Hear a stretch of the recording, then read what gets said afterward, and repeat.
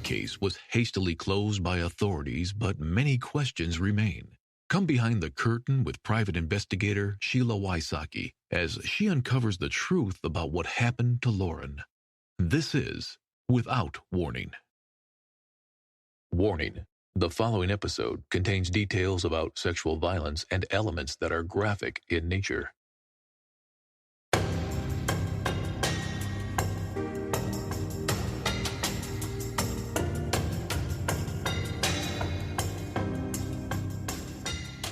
On the last episode, you suffered through terrible audio. The audio was done by Mike and Sherry Smith. Never in a million years did they think their audio or their recording of their daughter's autopsy would be on a podcast.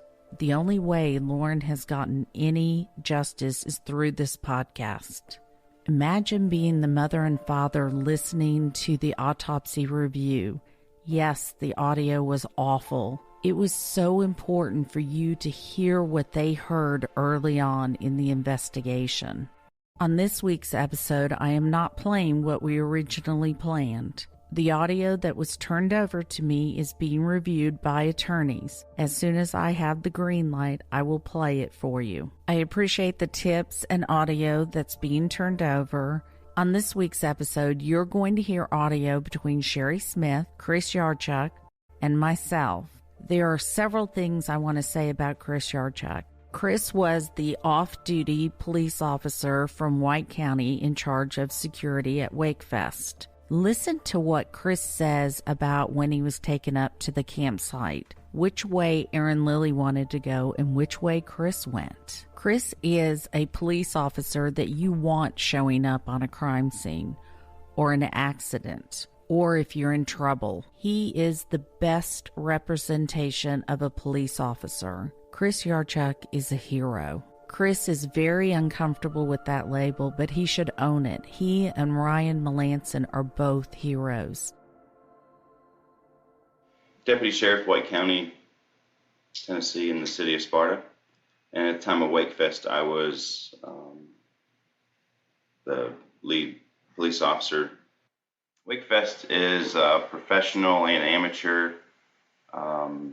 event that they hold on the lake where people come in to win prize money for wake surfing, riding wakeboards. How many people generally come to Wakefest? Well, every year it's gotten larger and larger.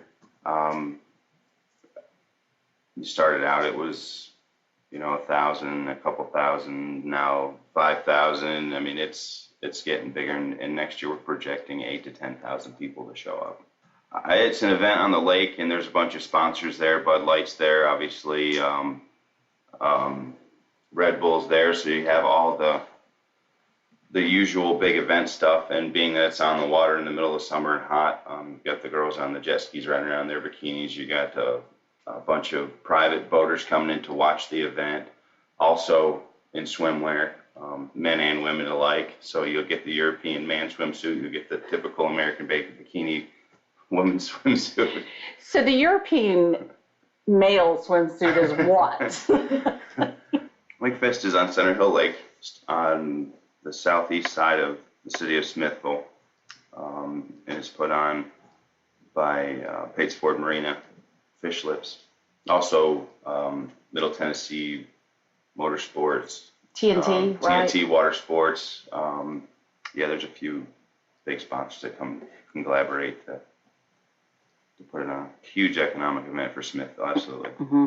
I was making my rounds, so I'd walk around the outside of Fish Lips, and she saw me and just come running up and told me her name, and I'm going to school and in criminal justice, and I want to be a cop, and I want to be a lawyer, and just going on and on about all kinds of stuff. Asked me a bunch of questions about being a police officer, and if it's fun, and what do you do? And obviously, part of what I do, private duty, was how I came into contact with her. But life of the party, just outgoing. She acted like she didn't know a stranger, very bubbly, very personal, bright, excitable voice, just very intuitive.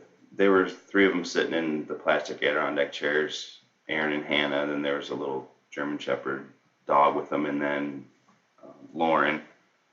And I didn't even realize Christopher was with him until later on when he kept coming back over, because I'd seen him throughout the night talking to 2 or 3 different women, sitting in the windowsill, his hand on one, trying to dance with another. And he's just roaming around the whole place, just being a 20-whatever-year-old guy, I guess. They didn't really seem to have a lot of money. Earlier on, you really didn't see many of them with drinks there. But as the night progressed, you could tell they were under the influence of something. Mm-hmm. Yeah, I saw Lauren Saturday night several times at Fish Slips after the Wakefest event had ended and the nightlife started. Lauren did stand out. She was very bubbly, outgoing, excitable. She was out on the side of the restaurant on the dock portion where the boats pull up, just twirling around, dancing, jumping around, having fun to the music. Seeing Lauren and then seeing who she was with later, found out it was Hannah and Aaron. They really just kept to themselves. They just stayed close together. They weren't off wandering around. They weren't apparently social. They were just sitting there between themselves talking with their German Shepherd puppy, and Lauren was off to the side and kind of just wandering back and forth and watching the band and dancing on the dock, and Chris was wandering around perusing. Chris did in my mind just because of the fact that I saw him with multiple people, multiple women. He's just wandering around between different girls, holding hands with this one, rubbing legs with that one, trying to dance with this other one. So to me, that I was just kind of like, well, it's a small place. Everybody's going to see what you're doing. I mean, you're not really doing yourself any favors, but being security and it's a business, they're there to make money. So when you have people come in like Hannah and Aaron, and they're sitting out back, taking up chairs, not purchasing beers, they're in line of the band, which is probably 20 yards away at most. My thing is, hey, we want our paying customers to be in the chairs and get the spots and see the things. But being that it's at a marina and people can just pull in on their boats and listen, I mean, I had Chris describe what he saw when he came upon Lauren's scene.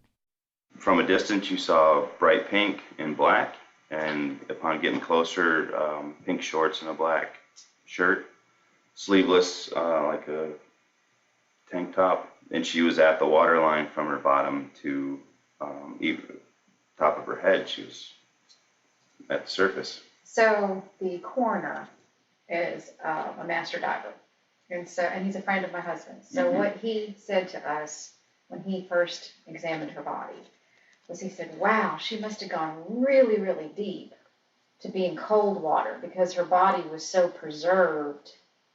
You see where I'm going with this? How long do you think she was actually in the water?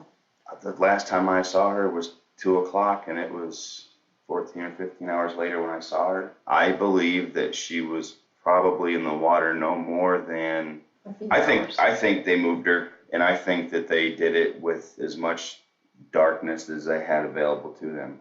So depending, I mean, it anywhere, I would say from dusk, an hour before dusk, so anywhere between, I would say 5 to 7 in the morning, but with as much darkness as they had available. So I would say immediately, but. Well, Aaron, there are witnesses that he left Wakefest by himself to go back earlier in the afternoon on Sunday. Is there a possibility that they had maybe stored Lauren's body and then he just put her in the water? Because she doesn't even look waterlogged. No. Okay? I mean, and there's no predatory bites. You know, when you have like catfish and fish and, you know, there was nothing. Yeah, and that would be. If she was in the water 12, 15 hours, wouldn't there have been marks on her body, especially if this was a fishing hole? The type of fish that were back in there, I mean, back in that, I just don't see it unless it's 2 to 3 days, where I've seen it before, where before a person has floated up even, their skin will start to peel, the body will start putting off a smell or a scent in the water, which triggers a bite or a response from fish to. But you saw her body. It did not look like it had been in the water for 15 hours. No, it didn't. Okay. No. And you have seen a body that's been in the water for multiple hours. Oh yeah, and days. Yeah. So you have experience. Yeah, I've seen multiple bodies that have been in the water for anywhere from a few hours up to a few days. And depending on how deep the water is, the temperature of the water, the body builds up gases. So when the body builds up enough gases to be neutrally buoyant or buoyant, and at that time the body starts to rise. So then the closer you get to the surface, the warmer the water is, the more gases build up rapidly, and then you float. So a body back in that cove in anywhere from possibly 12 feet to 5 feet, where she was found at the shore, the water temperature may have been 78 to 83 degrees that day. You're not going to float. Even if you have drowned, you're not going to float from your bottom to the top of your head. You're going to be shoulders and head floating. From a gas buildup buoyancy state, you're not going to be, I asked Chris if he felt the police acted too quickly on declaring this an accident. I absolutely believe with everything that I am that the police acted too quickly and assumed it was a simple accident. But in my experience in life and in the police department and as an active diver for 12 years, I knew right away the countless bodies I pull out of the water for families and departments and counties and cities that Lauren didn't drown. I asked Chris to talk about Aaron Lilly and what he remembered. Him and Christopher both were in the canoe behind the houseboats in line of the bodies. So as soon as we went around the corner, they started screaming and paddling. To me, that was number one red flag. Right, right. And yeah. So it was probably Aaron and Chris that went back early when we crossed. I honestly, I wouldn't. The tarps that they had there would draw so much attention if it was the blue tarp somewhere down below. If anything, if they did move the body down and put it in the woods somewhere, they probably would have just brushed it in or cooked leaves over it or something. But it's so secluded back there that you could just toss something behind a stump or a log and right. no one would know the difference. No, I've never seen anybody back in there walking around right. that far back in the cove, or even hardly leave the fish back in there. One thing you said about the cove, though, that's a good place to place a body, don't you think? Oh, absolutely. It's out of line of sight from the marina. It's out of line of sight from normal boat traffic, excluding someone putting in just further west and north of the marina. There's a little boat ramp, and that's hardly ever used there. It's pretty steep, and it's a shallow launch, so you could lay something on the side of that bank, and no one would see it for weeks, probably. Unfortunately for them, Lynn and Dylan went fishing that day. But let me ask this question, and I'll get back to these in a second. So if you're on top of the cliff, Mm-hmm. She had pink shorts on. Oh, yeah. Could you see pink from the top of the cliff? I didn't look down there when I went up to get Lauren's ID. Just forefront of my mind was get her ID, so that way when the local authorities get there, we would have all the stuff they need to immediately positively identify the body. And I hadn't even seen that we didn't roll or touch her or nothing, so I didn't know for 100% sure that it was her, was Lauren in the water at that point until TWRA got the okay to pull the body out. My question is this. Do they normally transport bodies after pulling them out of the water face down? No, and every body that I've recovered with TWRA, typically we, depending on where the body is and how far along it's decomposed, we mesh bag them at the bottom and then pull them up and then hand them off to TWRA, and then 2 or 3 of those guys will lift the bag up, it's meshed, the water drains out, leaving just the body, and it's always face up. So to that point, they used a hook, some big hook, to pull her. Did you see that? I literally do not think that any procedures were followed correctly involving this. I mean, it was almost like, to me, this is my impression, that it was set up from the very beginning to make this go away. So was it Jeremy Taylor who was the one who went up to with Aaron to the campsite? I went with Aaron to the campsite initially, and he tried to walk me to the tent. And I saw hammocks and chairs, so the first thing I came to was that little bluff section. So I walked up there first just to see. I don't know why I did. I just felt like I needed to be there. I went up there and looked, and I saw, well, there's Lauren's shoes, and well, there's her sweater. There's another chair with nothing and a hammock, nothing. Okay. So I walked down with the same shoes that Lauren had on then. I mean, the black with rhinestones on the flip-floppy things. So I'd walk down that bluff, walk across, and then up the other side to the tent where, well, that's where all her stuff was. Her purse was in there, and he went in there, knew where her purse was, got in her wallet, got her ID. If I'm going camping with a bunch of ladies and guys, I'm not going to know where all the girls' purses are and all their stuff is put. I wouldn't know that. That's not my... The pictures from the crime scene show her shoes, her purse, her keys all laid out underneath one of the hammocks. Over by the tent. Over by the tent. Moved. Yeah, it was moved. Yeah. Wow. I told them exactly where her stuff was. No one even processed that crime scene that I know of. When I went to Wake Fest that first year, Chris was the one who kept saying to me there were 2 crime scenes. And I had him show me on the computer the second crime scene. Before that, we didn't know there were 2 locations. Moved your shoes? The cops were up there then. Jeremy Taylor and the DeKalb County Police. But also Hannah, we have pictures of Hannah and Chris up there. I'm sorry, Hannah and Aaron. Yeah. Now, that's also violating. And then the second time they went up there, or when they went up there with the department, they were wearing life jackets in some pictures. Why were they wearing life jackets? I have no idea. If they had them on in the boats and then they just kept them on when they went up, I thought that was odd to me. But, okay, you're not supposed to let people around a crime scene because you can contaminate evidence, right?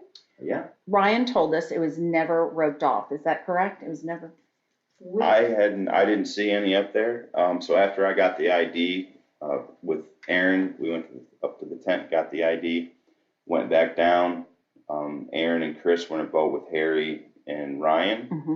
And I had a TWA officer take me to Hannah immediately, and that's when I audio taped my iPhone, our conversation on the front of the houseboat. Okay, to that point, this is a side note. Deanna always wondered why you were playing on your phone. She didn't know you taped it. Well, what I was doing was I was pretending to be texting and stuff, right, and being nonchalant with Hannah so she didn't feel intimidated by me. That way she would speak more freely, I felt. And she did. She did. Yes. How long does it take to tackle a home project? With Angie, you could cross it off your list before this ad is over. Just tell us what you need, indoor or outdoor, repair or redesign, and we handle the rest, sending a top pro to get it done. You don't have to lift a finger, except to tap the screen or click the mouse. Plus, Angie is free to use. So bring us your next home project, and we'll bring it home. Download the app or go to Angie.com, that's ANGI.com, to get started. An officer on a scene, you discover a body. At that point, is it a crime scene? Or even if you feel that it's an accident, is it a crime scene at that point? Even if I don't find a body and there's something reported, it is a crime scene until I prove it differently. Everything's a crime scene until it's proven not. That way, if it was and I didn't treat it that way, I contaminated stuff, I messed stuff up, I failed somebody. Would you say that's 101 police work? Absolutely 101. Like day one stuff? That's what I was, yes. The Ronald Foreman, OJ stuff, I mean, all the big cases in the headlines where the police walk in and mess everything up. So in our department, and me as a person, I don't want a family to have to go through that. So I typically will stay back and just observe, look, see, smell, make mental notes, get the area taped off. And then when lead investigators show up, I tell them this is what I saw, smelled, tasted, looked at, what the wind blew in my face, whatever you have available to you in your senses. So at that point, you move in carefully, taking notice of things that are out of place, or maybe even not out of place, but just where they are. You take pictures all the way in, you take pictures all the way out, because the pictures are, in most of the times, are where you're going to see the things that you missed. And you're the guy on the scene, the first guy, yes, working sir. in the capacity as an off-duty officer, working security. Correct. Are you responsible for? Do you have to do your job as a law enforcement officer when you come upon that stuff, even if you're off duty? Absolutely. In the state of Tennessee, if I'm off duty, if I'm out of jurisdiction, if I come upon something, I have to preserve it. I have the duty to act. If I don't, then I take my certification. But if I'm I swore that I would uphold and protect the law of the state of Tennessee, and the law of the state of Tennessee is north to south, east to west. And when other officers when these guys show up, do you then have to defer to them? Yeah, so if something is found in a crime, an incident, something I've observed or seen, or we call them local law enforcement, then when they arrive, it's their jurisdiction and they take over. Offer them as information, an opinion. It's up to them what they do with it. You know, I don't have a So say. that group of guys that comes in, I don't know how many officers show up. Probably up close to 5 officers were there. And then you have also Tennessee Wildlife Resource Agency came in on their boats, TWRA, because they were in the area anyway for Wakefest. I think we had 3 boats come in from TWRA. I mean, the total there must have been at least 10 law enforcement officials in that capacity on scene. How many were on the bluff? After you were done, you initially went up there. I'm wondering how many DeKalb County deputies were up there.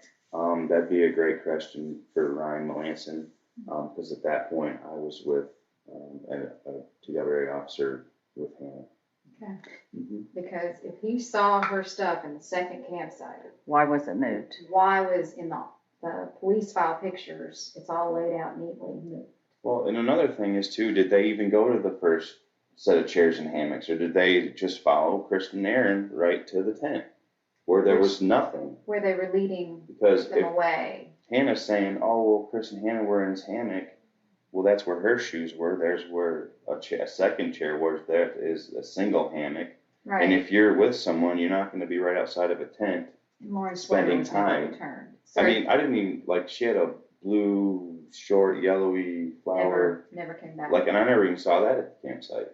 Because to me, I'm like, well, that's what I last saw her in. Where is it here somewhere? And I never did. What was the last thing you saw Lauren in? She had the black flip-flops with clear rhinestone gems, apparently on the straps for the toes, and the blue sundress kind of thing. The first articles of clothing that I recognized walking up to the campsite were Lauren's shoes, the black flip-flops with the rhinestones, and then zip-up sweater that she had on, hoodie that she had with her that night. Shoes were in front of the chair, placed like she just slipped them off, and then the sweater was placed over the back of the chair, and could already moved on to where the tent was.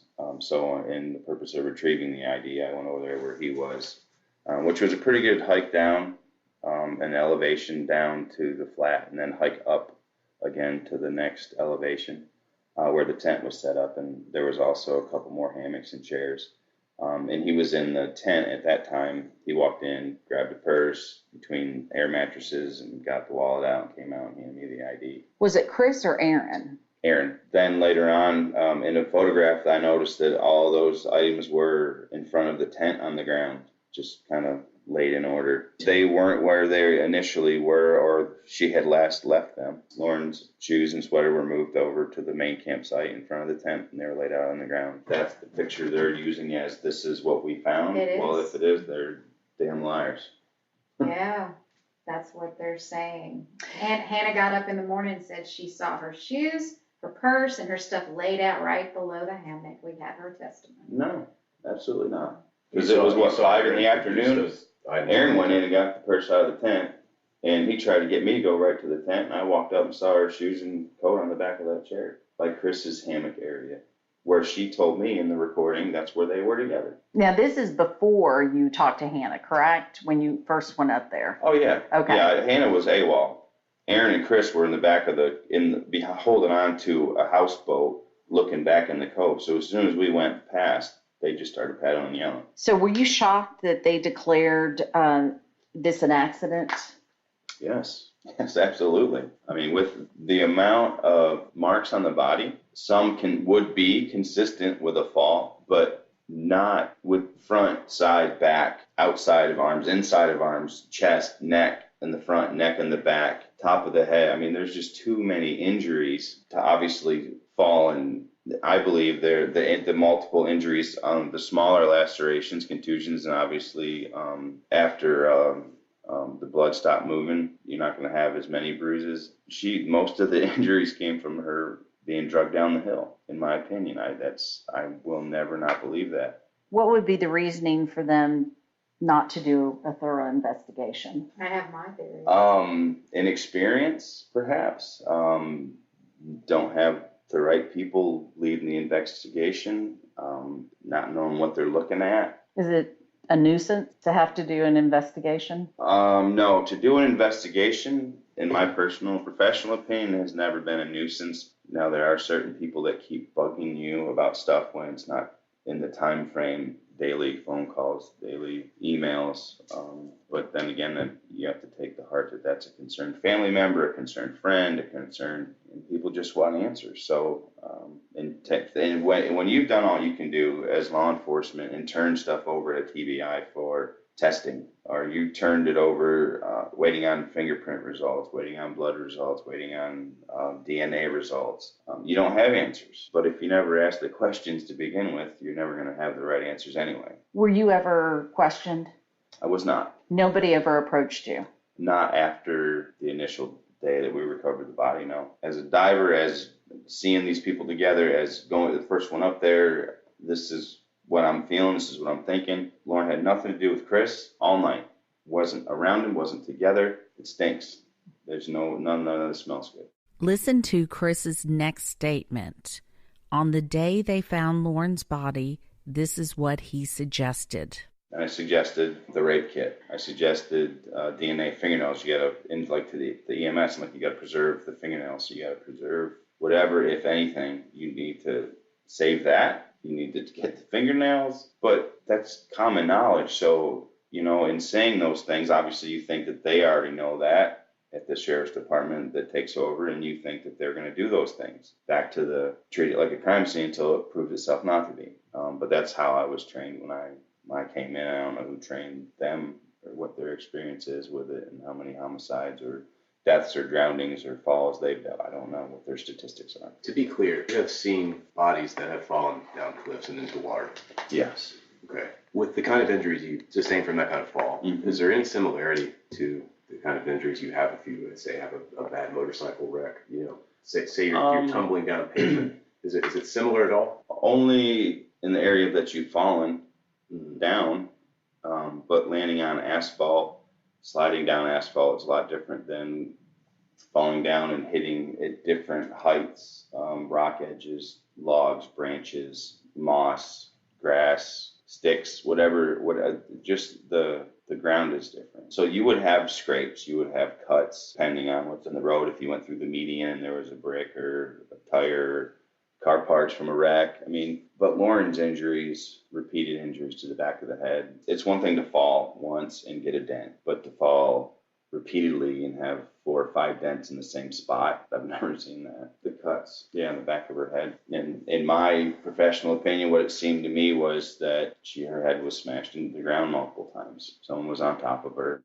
One of the moments that struck me was when I asked him about the investigation and he broke down. This is a police officer who's very healthy, very robust physically and morally. And when I asked him about the investigation and Lauren's death, it struck to his core and soul and made him break down. I did not stop the recording. I wanted you to hear what a true police officer is about. This is a man who cared so much about an investigation that years later, it still upsets him. And I want to compare that to Sheriff Patrick Ray and Jeremy Taylor, who was supposed to take care of her investigation. How was Lauren failed by investigators? Do you want me to give you tissue? I have toilet tissue. No, that's all I have here. I have long flush lashes. Oh.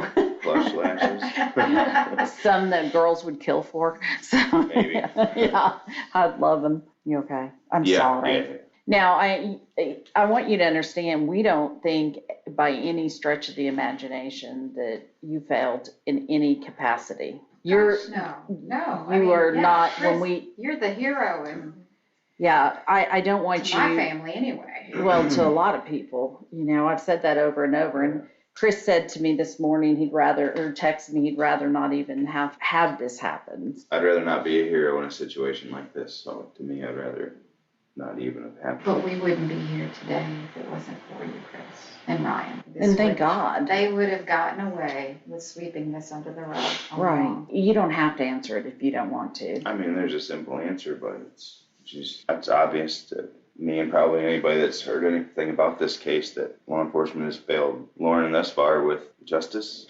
So It's coming. Yeah. It's coming. I firmly believe that we'll see it. I do too now with the recent happenings. I think that there'll be a lot less control, obviously, or no control. And I think that there'll be a lot of freedom there and people will feel safe to talk. So that's what I'm hoping for.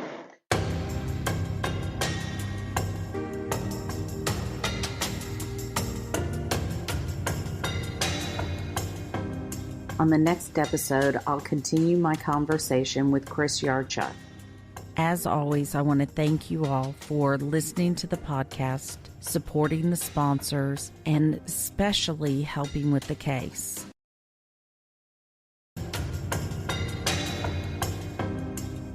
Lauren's family gives their full permission for any and all details to be shared in hope that the truth will come out. If you know anything at all, call 1-888-599-0008 or email tips@SheilaWysocki.com.